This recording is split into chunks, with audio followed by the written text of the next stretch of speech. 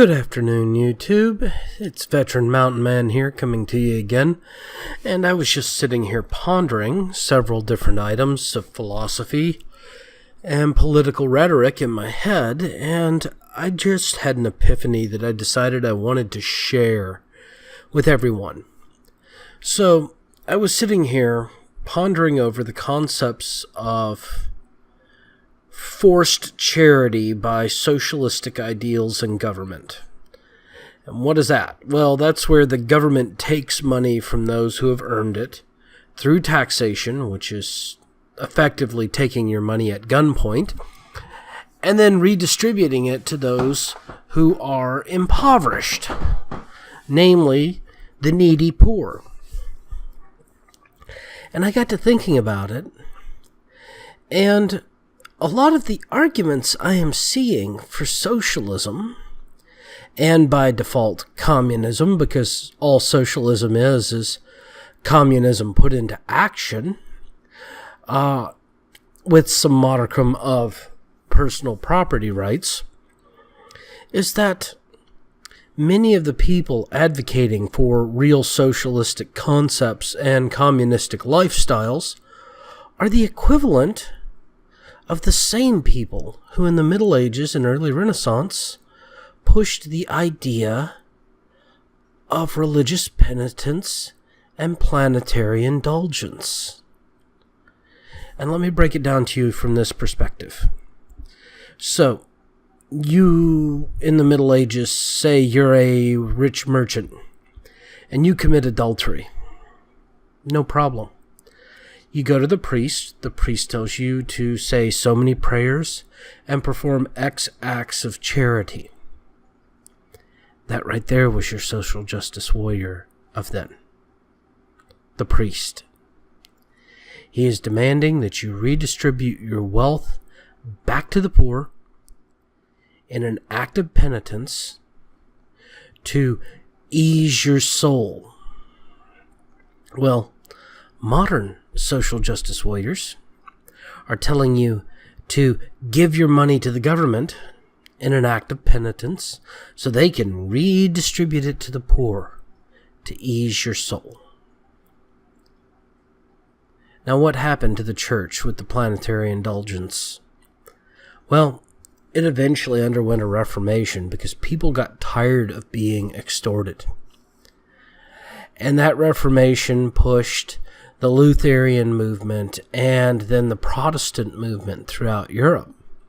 We know this. It's actually rather well documented, and I'm going to try to include some links below on planetary indulgence and acts of contrition amongst the Catholic Church. Probably be one or two links. So the question becomes, these morally relativistic communists have become, in a sense, kind of the corrupt priest of the Middle Ages. And it makes me really wonder just how long we have had these small percentages of the population corruptly preying on society without any real benefit to society except feelings. And I know I probably won't be able to trace this theory much further back than, say, the mid maybe 1100s, because the records just kind of disappear after that, except for some of the major records for, say, Rome, Greece, and then Egypt and certain areas of Mesopotamia and certain areas of China and India. So I don't ever truly expect to be able to trace this back to when this cultural phenomenon actually truly started taking over. But I'm betting it had more to do further back with Rome than anybody really realizes.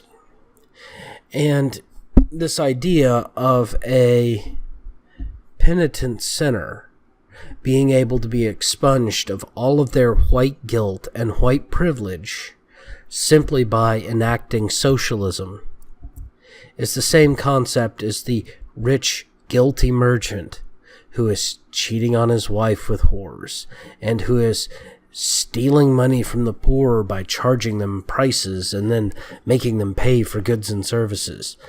It all traces back to the same thing.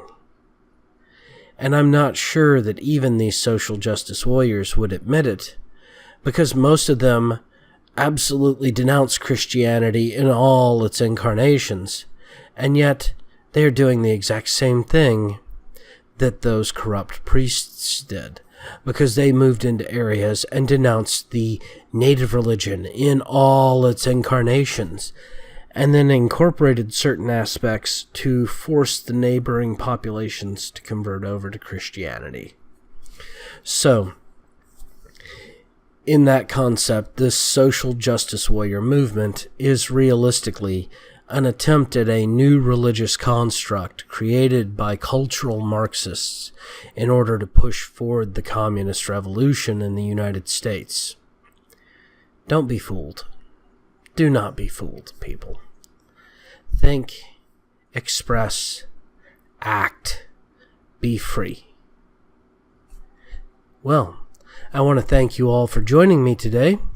Once again, if you would like to discuss this, please leave a comment below here on YouTube, or you can follow me on over to minds.com/veteran mountain man.